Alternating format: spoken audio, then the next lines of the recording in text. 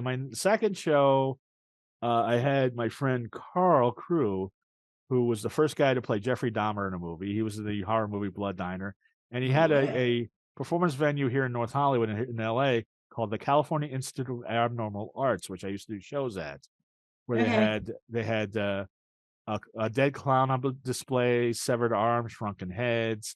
It was yeah. So we talked to him, and he told me about he did a video, Nude Bowling, which featured Ron Jeremy and a 1,000-pound woman who was nude. So my third show, I had Gary Garver on, who helped me get on the network, and my friend Josie Cat, who is a punk rock singer. She's the singer of the band Piss Ants. And by this time, Hell's Bell was. I'm sorry to make you cry. Look at that. He's getting goth. He's crying already. He's weeping. I have got you guys weeping already. So anyway, so Josie Cat, who I just saw today, Josie Cat was the lead singer of the punk band Piss Ants. She was on the show, and Gary Garver, and and Hell's Bell was starting to flake at this point, and so I had such chemistry with Josie Cat. We had such a good time that Gary's like, why don't you ask Josie Cat to be your co-host? And I never thought she would have the time. And she was my co-host from then on after a couple of years. Now, after that show, I get a call that the studio, the podcast network hadn't paid their bills and they're not doing shows anymore. No more shows. I finally got a podcast, 3 weeks, it's over. So then I got a show like the day before I was supposed to do this show. And they're like, okay, one more show.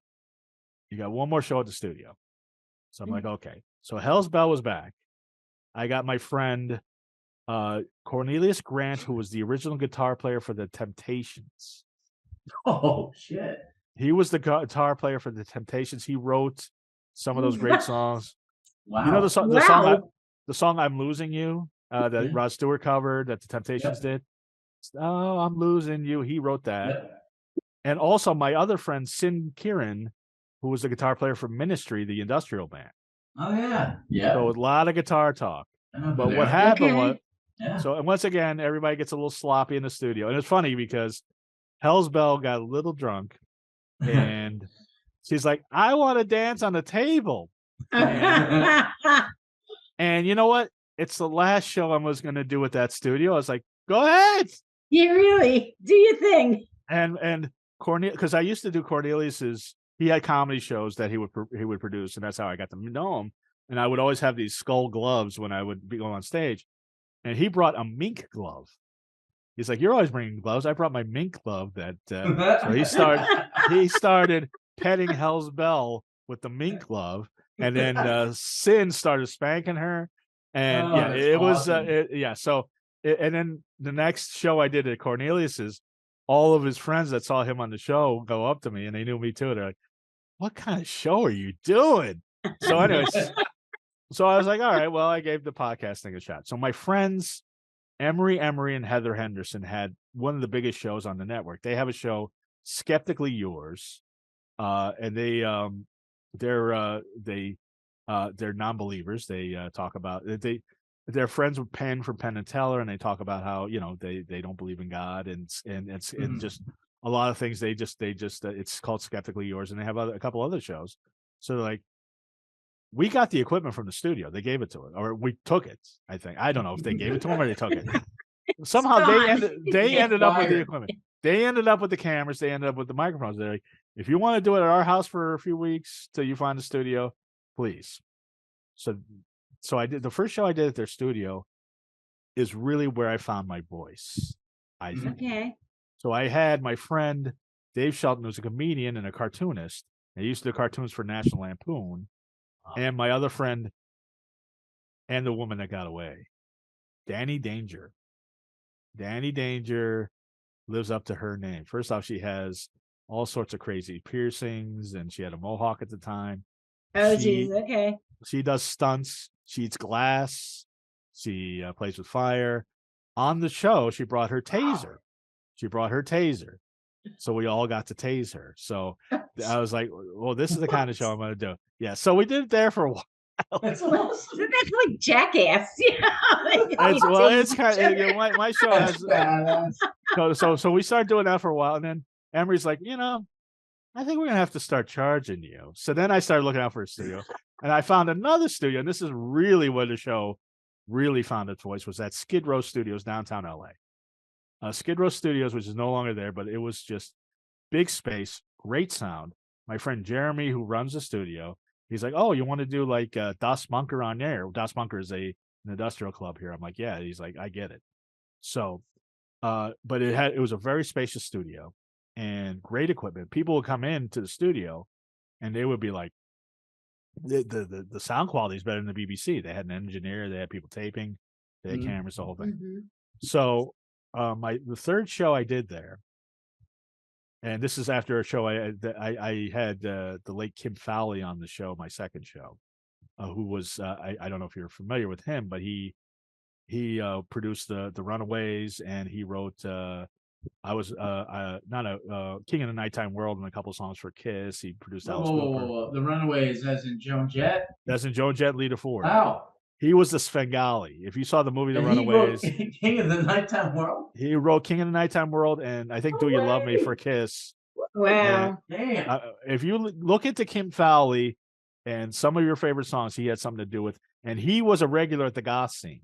He was like Wow. this 75-year-old dude that had eyeliner, and I always would see him. And then my friend Elizabeth worked with him, and she actually did a session with him and Cherie, and it was one of his last interviews. So that was my second show there. Wow. First show I had a fashion show with my friend Hillary, and I modeled one of her things, and we had all these people with the goth fashions, and the people that had the show after us didn't even know we were doing the show. They're like, they just came in and they started talking, and I'm like, oh, by the way, we're doing a show.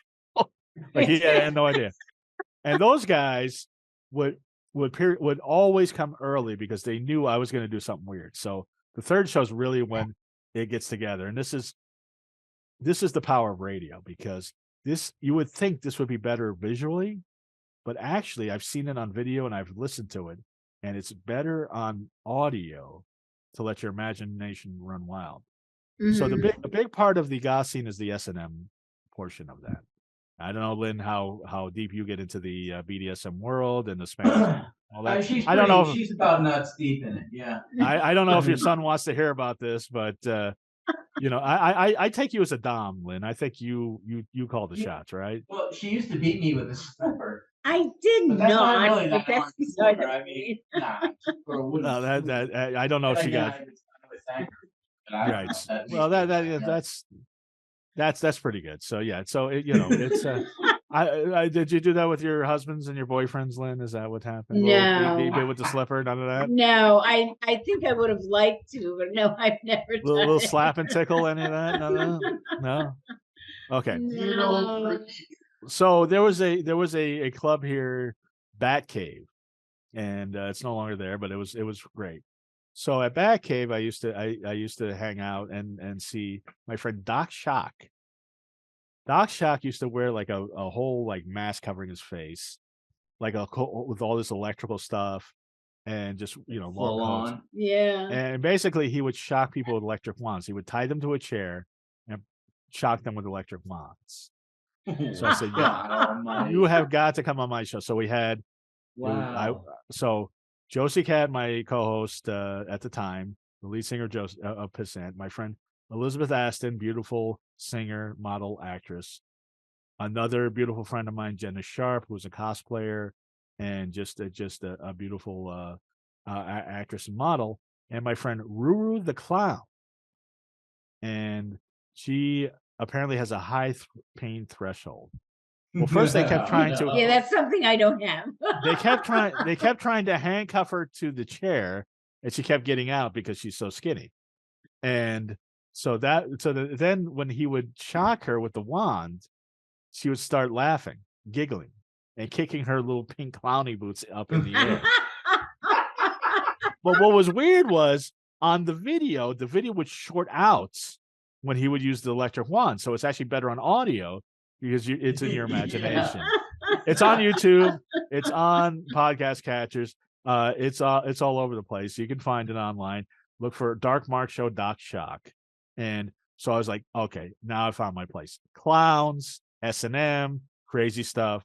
And unfortunately, well, actually I left Skid Row Studios before it went out of business.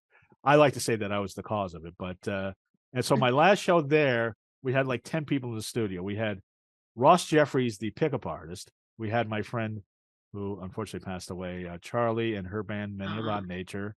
We had we had so many guests. We had Josie came in. We had so many guests. And we had my friend Muhammad MK, or no, the Arabian MK. His name's Muhammad, who plays with fire. He actually sets his hand on fire. So he was setting everybody's hand on fire in the studio. We had my friend, Rotten Kitty, who's a comedian. We had the band Hosiko, who was a big industrial band calling from Germany. It was That's interesting. Wow. So that was the send off. And I moved to New Orleans. I was like, okay, I'm not going to do a podcast again. Although I moved back to LA. I did a few other New Orleans. New Orleans, because I wanted to get away from LA. New Orleans, you're in New Orleans. I didn't find the goth scene in New Orleans, oddly enough. Everybody seemed actually goth, but it was fun. I mean, I loved. You would think, but I obviously probably polar opposite. Well, no, I mean, I think there was at one time, and I think it might have been, but I think they're more into it's too into that whole voodoo scene, which is a lot different than goth. There's a separation there. Right. Well, the thing is about New Orleans is I wanted to move there because it's a long story, and we're all almost to an hour already, but it just it flies by. But so I moved there. I just wanted to get away from LA, and I packed everything I could into a car, moved to New Orleans, and it just I want to go back to the 90s. I really wanted a 90s kind of vibe, like an Anne Rice kind of vibe. Yeah. Unfortunately, I found a place in the 7th Ward, so it was still a 90s vibe. It was more of a Master P kind of vibe. So not quite the same thing. I didn't realize I should have. Outside of the French Quarter and the Garden District, it's a ghetto, basically, the whole city. Yeah. It's fun. And so you're back in LA now, though. I'm back in LA. So I went back I was in Vegas for a while. So when I was in Vegas, I actually drove to LA because my friend who had Skid Row, he tried another studio at his house. Same thing. He took all the equipment from the studio, put it in his house. So I did a couple shows at his house, including I had my friend Muhammad back on. We had the heavy metal singer Otep, and she was great. We set her hand on fire. We had nice to set people on fire. we actually there's a lot of fire on my show. We had we had Bobby Brown, who was in the Cherry Pie video, and we had her. Yes. She's my Cherry Pie. Yeah, there's that Bobby Brown. Yep. Funny story on that. I had booked Tawny Katane. Oh I got a hold of her. It was a Valentine's show, 2016. So I booked Tawny Katane. Well, first I had a Christmas show with Santa Claus, who's been on almost every year, and Kitten.TV Dad, who unfortunately passed away last year, was in the Russ Meyer movies. Okay. You guys haven't seen Russ Meyer movies. If your son had, he would be, okay. No. You've seen her because she's been in other movies, but just think large breasts. Anyway, so she was. I'm right there with you then. So then so I'm like, okay, I'll do his Valentine's show. So I got Tawny Katane. So I was haggling with her manager the whole time. They're like, you got to pick her up in Redondo Beach, and the place is downtown. Pick her up, drive her to the studio, and then drop her off. I'm like, okay, I'll do that. Day of the show. And by the way, I asked Bobby Brown before I asked Tawny Katane, because when I first moved to LA, I met Bobby Brown at the 99-cent store. I didn't know it was her. And she's from Florida, and we struck up a conversation because I used to live in Miami. We struck up a Florida conversation, and I got her number. okay, I'm in LA. This is going to happen every day. I'm going to hit on a supermodel and get her number. And Yeah. it didn't, Yeah, right. didn't happen every day. So I didn't see her for 10 years. And then I saw that she was having a party on Facebook. I went up to her. I told her the whole story. She's like, I don't remember that, but I believe it happened. And then, so we were Facebook friends. And so I asked her first. And then Tawny Contain said yes. And then, like 2 days later, Bobby Brown said yes. And I was like, oh, I'm so sorry. I got a guess. So I said, hopefully we can do this in the future. And this is what happens. Sometimes you'll double book.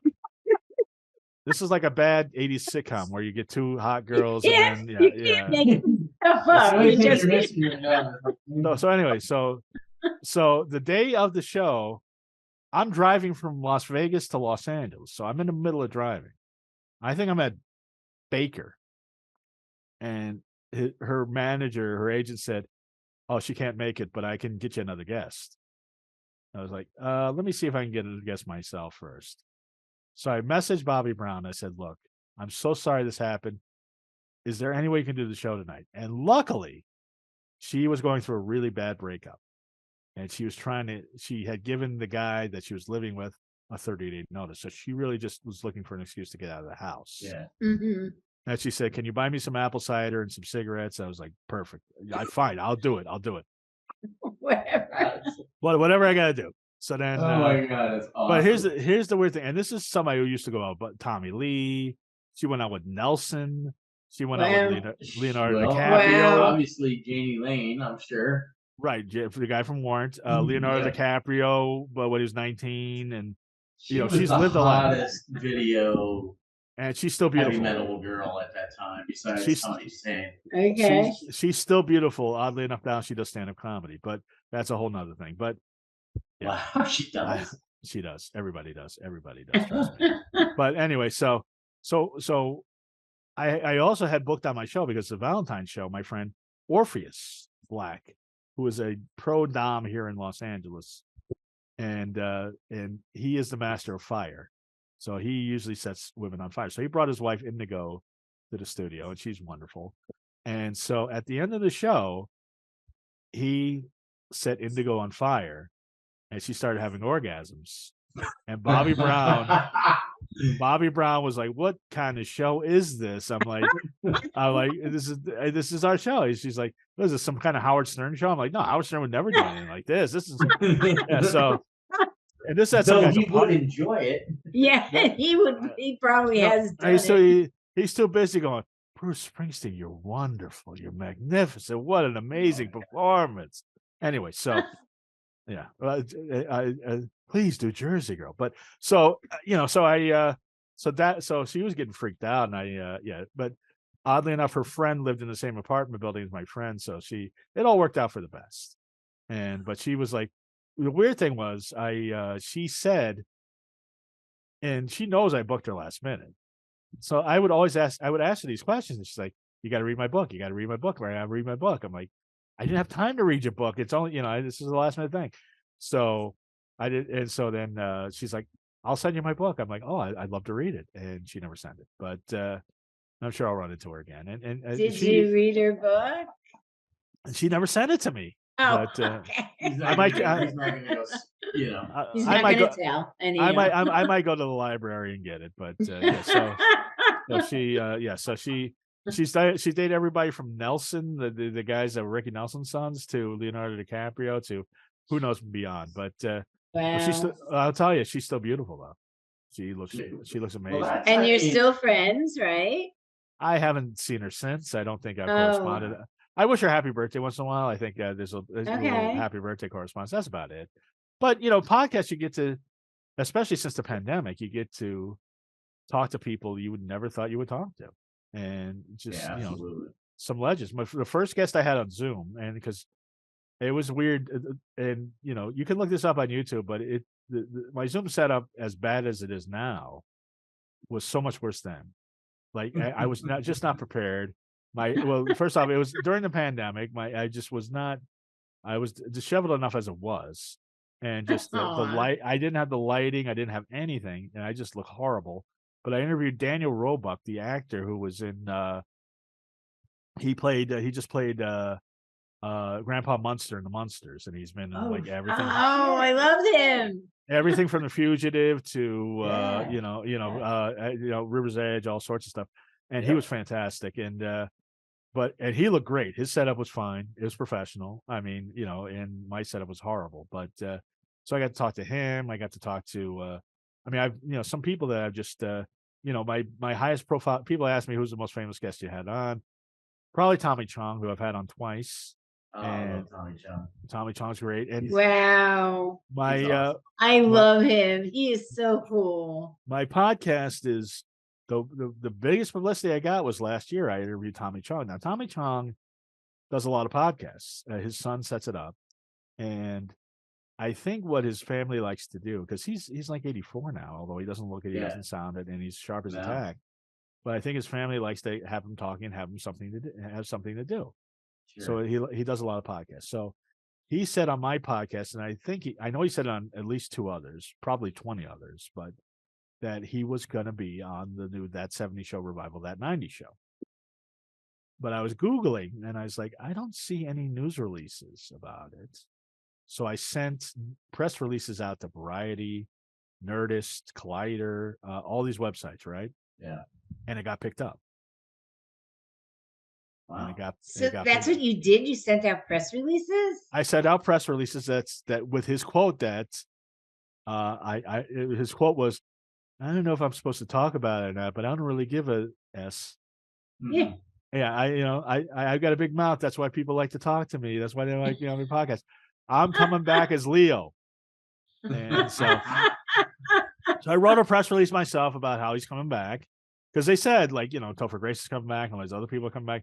I didn't hear anything about Tommy Chong. And I know he wasn't like a main cast member, but I know people want to see him back. So it got picked up by Variety. It was on MSNBC, Yahoo, E! News, all these other places. So, because last time I had him on in 2021, and I was disappointed that not a lot of people heard it because I was very proud of the interview. I thought it was a very good interview. And I actually thought the 2020, I'm so confused what year it is. The 2022 interview. I'm looking, okay, it's 2022. The 2022 interview I did with him that got picked up by everything I thought was even better. Wow. And he's had such a fascinating life, even beyond Cheech and Chong. And a lot of people don't even know he was in Cheech and Chong. They just know him from That 70 Show or Half Baked or something else. Right. Yeah. So, but a lot of people don't know that he discovered Michael Jackson, which I didn't know, because he was in a band in the 60s on Motown.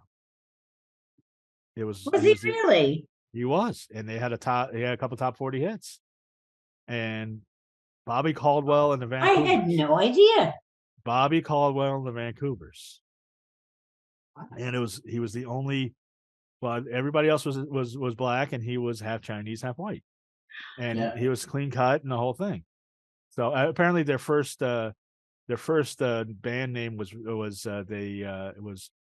for something something and a something something, which didn't go over with Motown, so they changed it.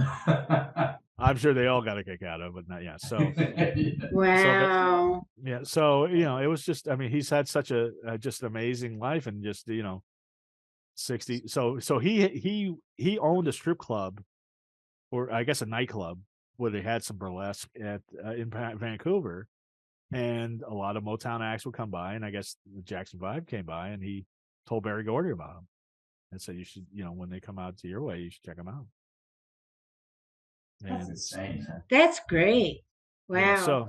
So I've had guests from the age 14 to 85. I had a rockabilly singer, Jimmy Angel. My parents, it's funny because my parents, I was over at their house one Christmas, and they were watching this rockabilly documentary. They had no idea that there was a thriving rockabilly scene going on. Mm-hmm. And they're like, you probably know a lot of these people, and I do, because that's another thing. People are into rockabilly, and I love the rockabilly look. I love the Betty Page look. I think the rockabilly girls are beautiful. Dude, Brian Setzer, is like, he's great, but insane. I just can't. I don't know. I can't listen to the ding ding ding ding ding ding. It's just I can't. It's just too. I like his solo stuff. No, I acknowledge the musicianship, and it's it's great, but I can't sit there with a bunch of people doing the Lindy Hop going to ding ding ding in 2023 and take it seriously. Although I'm ogling the girls because they're beautiful and I'm checking out the cars. So there was a documentary about the Rockabilly Festival in Las Vegas, Viva Las Vegas, which they have every year. And I went last year and I went a few years ago and made a video about it. But I knew like 5 people that were in the documentary, and they had this guy, Jimmy Angel, and he was 85 years old. He had total Elvis hair, and I asked him if it was a wig, and he was very diplomatic and didn't answer the question. And this guy played. Now I don't know what to believe and what not to believe. But he said he grew up with Elvis, and he grew up in I guess Mississippi, where Elvis grew up, or Tennessee. Well, maybe he did. Well, that's what he says. But and this is another guy. You're like, how did I not hear about this guy? He played baseball, pro baseball, and was actually on the Yankees for a while and played with Mickey Mantle. So he had stories about Mickey Mantle in the 50s. Wow. He said he taught James Brown how to dance, and you would think, oh, that's silly. But then there is video of him. Wrestle Jesus. There is video of him in the 60s, and he looks like James Brown. Now, did he teach James Brown, or did James Brown teach him the moves? I tend to think the latter, but I mean, he just had so many stories upon stories. He's like the Forrest Gump of show business. But oh my God! And he was the right hand man for who's the guy? Oh, Columbo, the mafia guy that got shot. Oh my goodness! That got shot by. He was shot in the Italian Day Parade. So he had like mafia stories, but I guess he was, and he toured with Jimi Hendrix. He toured with all these people, and just what happened was, I guess he got in trouble with the mafia, and he fled the country, and he lived in Japan for a long time. And now he's back, and he's doing shows in LA. But I mean, you never know who you're going to talk to. It's very strange. Well, that's true. I mean, we've had a lot of people this weekend that we've talked to that you just don't know until you sit down and you start talking to these people. Especially when you talk to a hypnotist. Yeah, really. Well, I've talked to him. Then you're sitting there freaking out, going, "Did she hypnotize us while we were talking?" Oh, I was gonna see if you got the amazing Kreskin. I'm trying for him. Well, I still can. Oh, did you get hypnotized on the show? That's great. I don't know. Who knows? We may be. We don't even know. I shoot somebody. Yeah. For no reason, and I obviously did. Well, I was really great. But well, now that the pandemic's over, I think the show's going to get really wild again. First week we had my friend Casey T Girl, who is an adult actress, and that show did really, really well. So we're going to have her back on again, hopefully. As it should. Apparently, there is there's a transsexual adult convention coming in March, and I was like, well, we should do a live show there. So we'll see what happens.